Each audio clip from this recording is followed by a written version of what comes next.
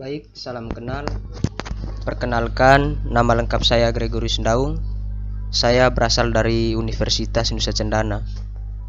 Pada video kali ini saya akan menjelaskan beberapa topik dari mata kuliah Sosiologi Bencana, di mana ada dua topik yang ingin saya bahas.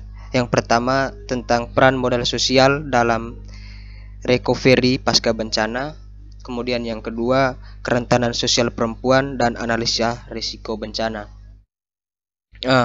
Untuk pembahasannya saya akan paparkan dalam bentuk PowerPoint.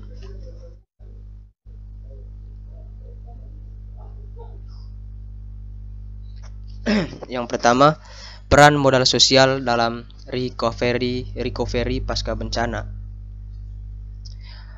Menurut Ibrahim, bahwasannya hakikat modal sosial adalah hubungan sosial yang terjalin dalam kehidupan sehari-hari warga masyarakat, di mana hubungan sosial mencerminkan hasil interaksi sosial dalam waktu yang relatif lama, sehingga menghasilkan jaringan, pola, kerjasama, pertukaran sosial, saling percaya, termasuk norma dan nilai yang mendasari hubungan sosial tersebut.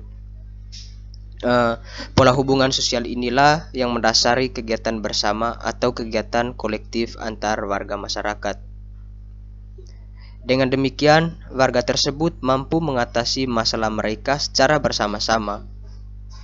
Kegiatan bersama atau kolektif antar warga masyarakat dapat terbangun bila terpenuhi ketersediaan elemen-elemen modal sosial, di mana elemen-elemen pokok modal sosial tersebut antara lain: yang pertama, hubungan saling percaya. Yang kedua, jaringan sosial. Yang ketiga, pranata. Dan yang keempat, resiprositas atau pertukaran timbal balik. Menurut Robert Putnam, dia mendefinisikan bahwa modal sosial sebagai suatu nilai mutual trust atau kepercayaan antara anggota masyarakat dan masyarakat terhadap pemimpinnya. Modal sosial didefinisikan sebagai institusi sosial yang melibatkan jaringan, norma-norma, dan kepercayaan sosial yang mendorong pada sebuah kolaborasi sosial untuk kepentingan bersama. Hal ini juga mengandung pengertian bahwa diperlukan adanya suatu social networks, ikatan atau jaringan sosial yang ada dalam masyarakat, dan norma yang mendorong produktivitas komunitas. Bahkan lebih jauh, Putnam melonggarkan pemaknaan asosiasi horizontal, tidak hanya yang memberi desirable outcome atau hasil pendapatan yang diharapkan, melainkan juga undesirable outcome atau hasil tambahan. Menurut Pierre Bourdieu, dia mendefinisikan modal sosial sebagai sumber daya aktual dan potensial yang dimiliki oleh seseorang berasal dari jaringan sosial yang terlembagakan serta berlangsung terus-menerus dalam bentuk pengakuan dan perkenalan timbal balik, atau dengan kata lain, keanggotaan dalam kelompok sosial yang dimana yang mampu memberikan kepada anggotanya berbagai bentuk dukungan kolektif.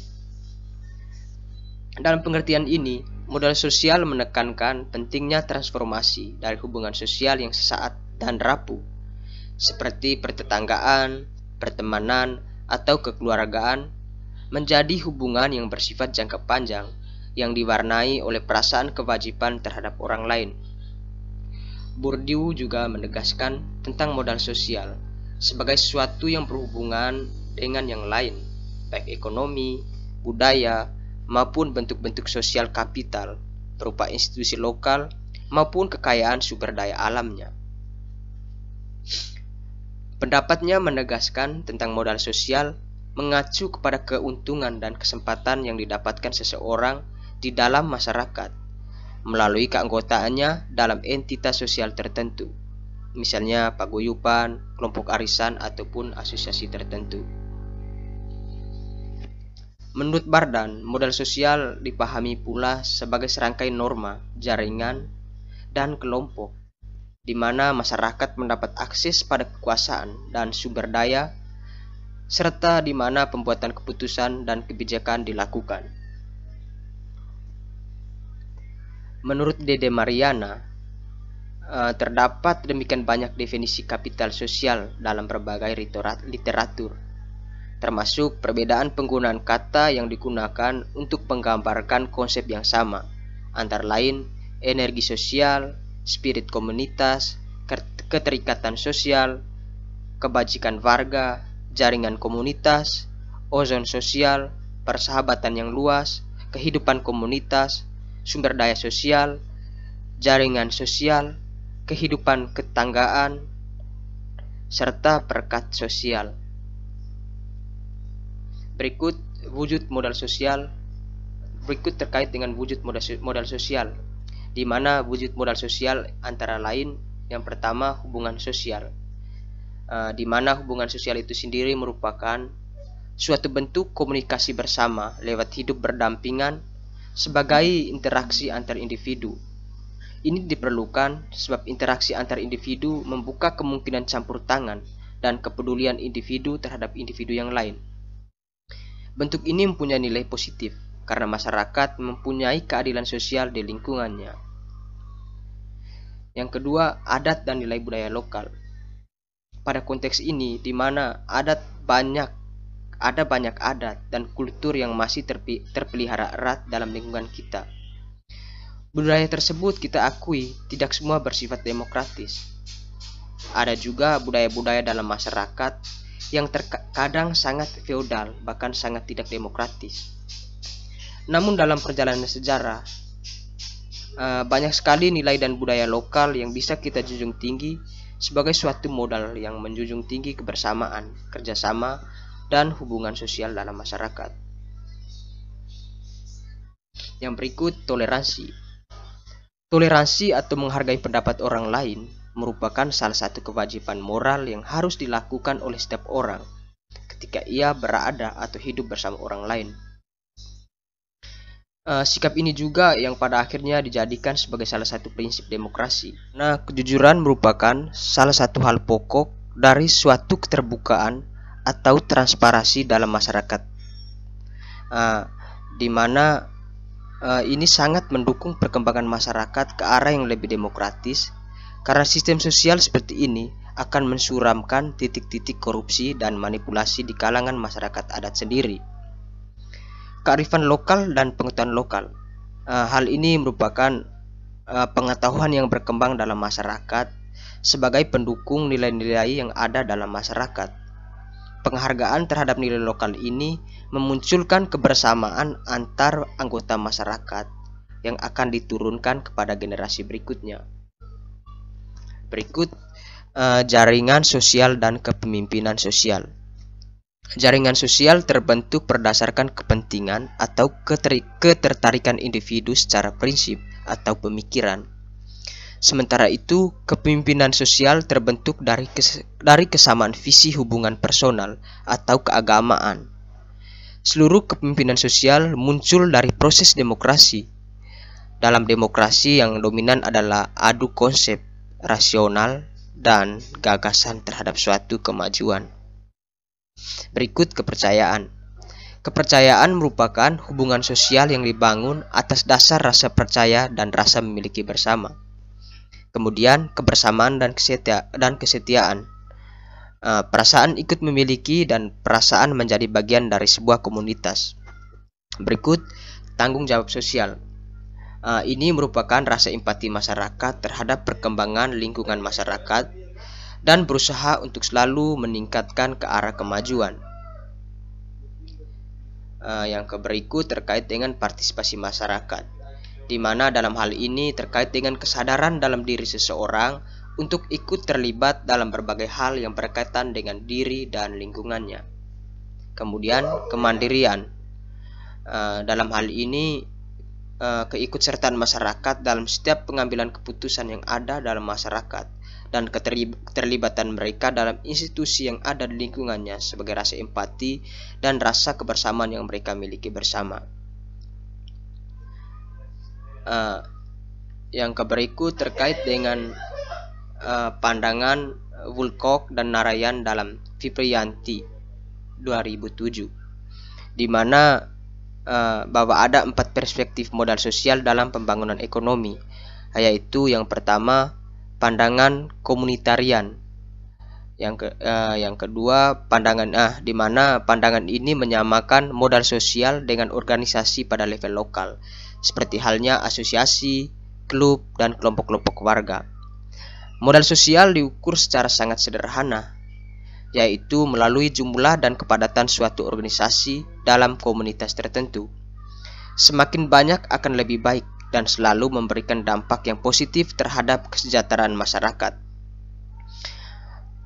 Yang kedua, pandangan jaringan, menekankan pentingnya asosiasi vertikal dan horizontal antar individu dan hubungan di dalam organisasi dan antar organisasi seperti kelompok-kelompok komunitas dan perusahaan. Dalam pandangan ini terdapat 2 dimensi dasar dari model sosial pada level komunitas, yaitu yang dikenal dengan bonding sosial kapital dan bridging sosial kapital. Yang berikut, yang ketiga, pandangan kelembagaan, di mana pada konteks ini bahwa ada pendapat bahwasannya jaringan kerja komunitas dan masyarakat sipil secara luas adalah hasil dari keadaan politik, hukum, dan lingkungan kelembagaan. Pandangan ini telah menghasilkan sejumlah metodologi dan fakta empiris yang kuat, namun hanya untuk menjadi makro. Yang keempat, pandangan sinergi, di mana menggabungkan pandangan jaringan dan kelembagaan atas dasar asumsi bahwa tidak satu pun pelaku pembangunan akan dapat berjalan sendiri di dalam mengakses sumber daya yang dibutuhkan untuk menciptakan pertumbuhan yang berkelanjutan dan berkeadilan. Woolcock 1998 mengajukan 3 dimensi dari modal sosial, yaitu bonding, bridging, dan linking. Yang pertama, modal sosial yang bersifat mengikat atau bonding sosial kapital. Hal ini merujuk pada hubungan antar individu yang berada dalam kelompok primer atau lingkungan ketetanggaan yang saling berdekatan. Mod yang kedua, modal sosial yang bersifat menjembatani atau bridging sosial kapital, adalah hubungan yang terjalin di antara orang-orang yang berbeda, termasuk pula orang-orang dari komunitas budaya atau latar belakang sosial ekonomi yang berbeda. Individu-individu dalam komunitas yang mencerminkan dimensi modal sosial yang bersifat menjembatani akan mudah mengumpulkan informasi dan pengetahuan dari lingkungan luar komunitasnya dan tetap memperoleh informasi yang aktual dari luar kelompoknya. Berikut social bridging atau jembatan sosial. Social bridging itu sendiri merupakan suatu ikatan sosial yang timbul sebagai reaksi atas berbagai macam karakteristik kelompoknya. Kemudian terkait dengan social bridging, hal ini juga bisa dilihat dengan adanya keterlibatan umum sebagai warga negara, asosiasi, dan jaringan. Tujuannya sendiri adalah mengembangkan potensi yang ada dalam masyarakat agar masyarakat mampu menggali dan memaksimalkan kekuatan yang mereka miliki, baik SDM maupun SDA. Yang berikut, modal sosial yang bersifat mengaitkan atau linking sosial kapital. Pada poin ini memungkinkan individu-individu untuk menggali dan mengelola sumber daya, ide, informasi, dan pengetahuan dalam suatu komunitas atau kelompok pada level pembentukan dan partisipasi dalam organisasi formal.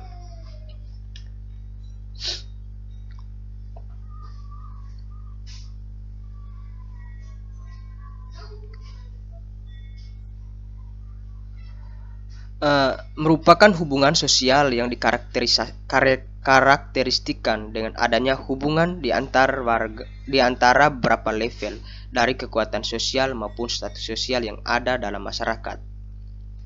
Pada dasarnya, ketiga tipe model sosial ini dapat bekerja tergantung keadaannya. Ia dapat bekerja dalam kelemahan maupun kelebihan dalam suatu masyarakat. Ia dapat digunakan dan dijadikan pendukung sekaligus penghambat dalam ikatan sosial, tergantung bagaimana individu dan masyarakat memaknainya.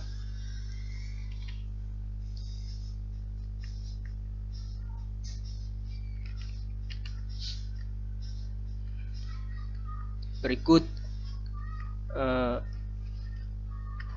Grother et al. Menyatakan bahwa hubungan atau jaringan sosial sebagaimana yang dijelaskan dalam model sosial dapat dibedakan menjadi 3 hal. Pertama, bonding sosial kapital atau keterkaitan horizontal, yaitu ikatan dengan orang-orang yang memiliki karakter demografis yang sama. Misalnya anggota keluarga, tetangga, teman dekat, dan rekan kerja. Ikatan ini juga sering disebut sebagai perekat sosial. Kemudian yang kedua, hubungan kekerabatan ini bisa menyebabkan adanya rasa empati atau kebersamaan. Bridging sosial kapital atau keterkaitan horizontal dengan pihak yang berbeda karakter, yaitu ikatan dengan orang-orang yang tidak memiliki karakter yang sama. Misalnya kenalan, teman dari etnis lain, teman dari teman. Ikatan ini sering disebut sebagai pelumah sosial. Berikut, menurut Rudy Pramono, dalam disertasinya yang berjudul Fungsi Sosial Kapital dalam Program Pemulihan Pasca Bencana. Penjelasannya yaitu di mana penelitian ini menemukan bahwa kinerja kapital sosial yang tinggi mempunyai pengaruh positif dalam keberhasilan program pemulihan pasca bencana. Yang berikut, menurut Fadli, tentang peran modal sosial dalam percepatan pembangunan desa pasca tsunami di Kabupaten Aceh Besar. Hasil penelitiannya menunjukkan bahwa modal sosial merupakan faktor krusial yang mendorong percepatan pembangunan desa pasca tsunami di Aceh Besar, di samping modal manusia, modal fisik, dan modal ekonomi. Penelitian ini bertujuan untuk menganalisis perbedaan stok modal sosial masyarakat di masing-masing desa, menganalisis pengaruh modal sosial terhadap percepatan pembangunan rumah, dan menganalisis pengaruh modal sosial terhadap peningkatan pendapatan masyarakat pasca tsunami. Kemudian pendapat dari Agnes Mawarni. Penelitiannya yang berjudul Pentingnya Modal Sosial dalam Pembangunan Pasca Bencana. Menurutnya, keberadaan institusi lokal merupakan asosiasi komunitas setempat yang bertanggung jawab atas proses kegiatan pembangunan setempat, seperti halnya rukun tetangga, arisan, kelompok pengajian, kelompok ronda, dan sejenisnya, dan memberikan manfaat bagi masyarakat dan pemerintah setempat. Institusi lokal dalam komunitas harus dilihat sebagai suatu sistem yang saling menyilang, dan institusi lokal telah menyediakan jaring pengaman sosial atau social safety net ketika komunitas lokal berada dalam situasi krisis. Kemudian rasa saling percaya warga komunitas lokal yang digalang dan diasah melalui institusi ini semakin hari semakin didambakan sebagai modal sosial atau sosial kapital. Penelitian ini juga memandang institusi lokal seperti kelompok pengajian dan arisan sebagai sebuah modal sosial yang sangat berperan dalam kehidupan masyarakat. Warga yang secara sosial ekonomi lebih kuat sebelum terjadinya bencana secara rata-rata memiliki corak modal sosial yang lebih luas. Mereka umumnya memiliki bridging sosial kapital dan linking sosial kapital yang lebih kuat. Kedua modal sosial ini memungkinkan mereka memiliki jaringan sosial yang lebih lebar, termasuk dengan orang-orang maupun lembaga-lembaga kunci yang berperan dalam pengelompokan program-program penanggulangan dampak bencana. Akibatnya, kalangan ini biasanya juga lebih cepat dalam mengakses program-program pemulihan jangka menengah dan jangka panjang.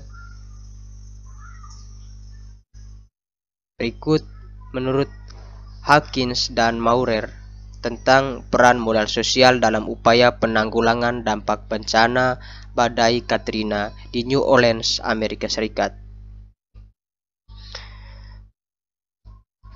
Dalam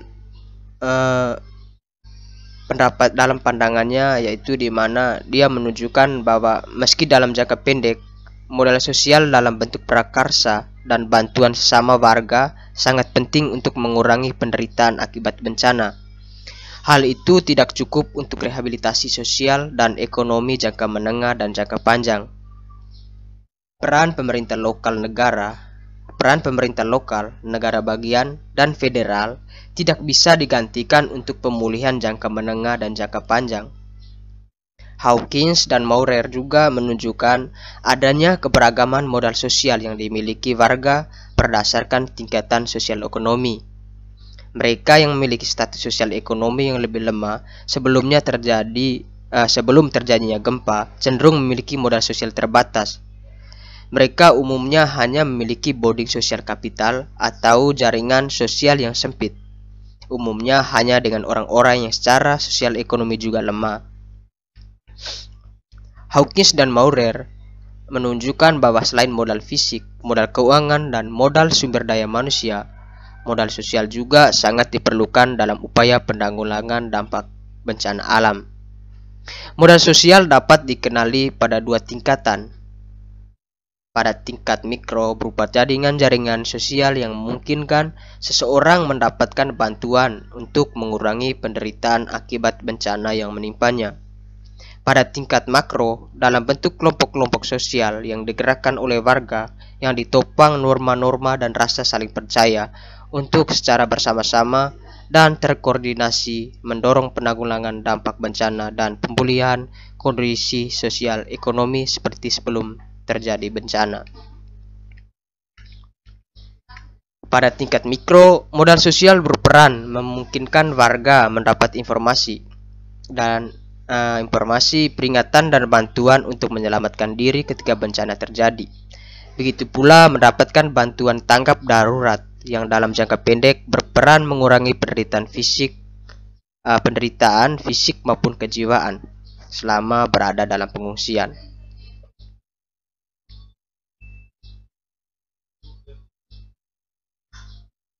Saya rasa begitu saja penjelasan terkait dengan peran modal sosial dalam recovery pasca bencana. Pada waktu selanjutnya, saya akan menjelaskan tentang kerentanan sosial perempuan dan analisa risiko bencana.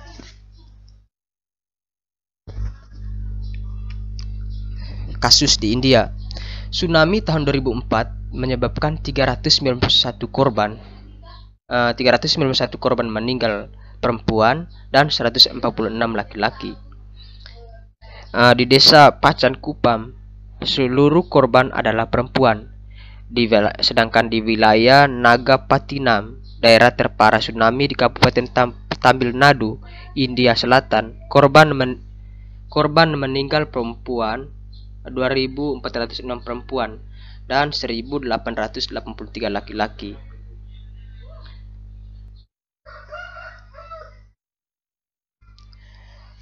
Perempuan juga menjadi korban pengelompokan gender terkait pekerjaan. Mereka terwakili dalam industri pertanian, wirausaha, dan sektor ekonomi informal dengan upah kerja di bawah UMR, keamanan kerja yang terbatas, tidak mendapatkan fasilitas pelayanan kesehatan, dan kelompok untuk menyuarakan aspirasinya. Sektor pertanian dan informasi pada umumnya yang paling terkena dampak peristiwa bencana alam. Dengan begitu, perempuan lebih dari mewakili satu di antara penduduk yang tidak memiliki pekerjaan setelah terjadi bencana. Perempuan dianggap bertanggung jawab terhadap tugas-tugas domestik seperti mengurus anak, orang tua yang berusia lanjut, dan anggota keluarga yang memiliki ketidaksempurnaan fisik atau mental. Mereka tidak memiliki kebebasan berpindah tempat untuk mencari pekerjaan setelah mengalami bencana. Laki-laki sering berpindah tempat meninggalkan rumah tangga yang harus diambil alih tanggung jawabnya oleh perempuan dengan angka statistik yang terus meningkat. Rumah atau tempat tinggal seringkali hancur akibat bencana alam. Banyak keluarga yang terpaksa mengungsi ke tempat perlindungan. Keterbatasan fasilitas untuk kehidupan sehari-hari, misalnya aktivitas memasak, berarti bahwa beban domestik perempuan bertambah pada saat yang bersamaan dengan beban ekonominya, memfungsikan sedikit kebebasan dan mobilitas yang dimilikinya untuk mencari alternatif sumber pendapatan keluarga. Ketika sumber daya ekonomi perempuan berkurang, maka dengan sendirinya posisi tawar mereka di dalam rumah tangga juga terpengaruh secara berlawanan. Sifat bencana itu sendiri dapat meningkatkan kerentanan perempuan, tak terkecuali adanya gejala peningkatan perempuan sebagai kepala rumah tangga dan kenyataan bahwa mayoritas penghuni tempat perlindungan sementara adalah kaum perempuan. Beberapa kajian juga menunjukkan adanya suatu peningkatan kekerasan dalam rumah tangga dan kekerasan atau pelecehan seksual setelah kejadian bencana alam. Yang tak kalah pentingnya yaitu kesehatan kaum perempuan, khususnya kesehatan reproduksi dan kesehatan seksual yang sedari awal harus dikenali sebagai komponen kunci dalam upaya pemberian bantuan atau pertolongan setelah bencana. Bagaimanapun juga, perhatian kepada mereka tidaklah cukup dan kesehatan perempuan mengalami penderitaan yang tidak sebanding dengan hasilnya.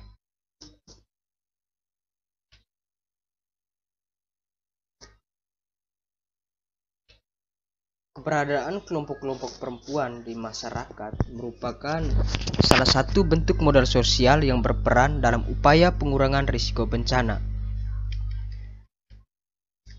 Dalam buku Perempuan dan Bencana, Pengalaman Yogyakarta tahun 2007, peran perempuan dalam penanganan bencana dalam hal perjuangannya membentuk dapur umum dilakukan secara spontan oleh ibu-ibu, baik yang rumahnya roboh atau tidak, saling membantu demi mencapai tujuan agar keluarganya tidak kelaparan.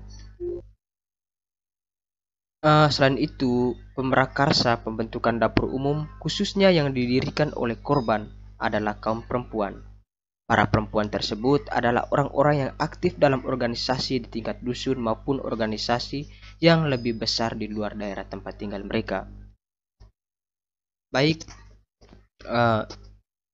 saya rasa sekian saja penjelasan dari saya. Mohon maaf untuk segala kekurangannya. Terima kasih.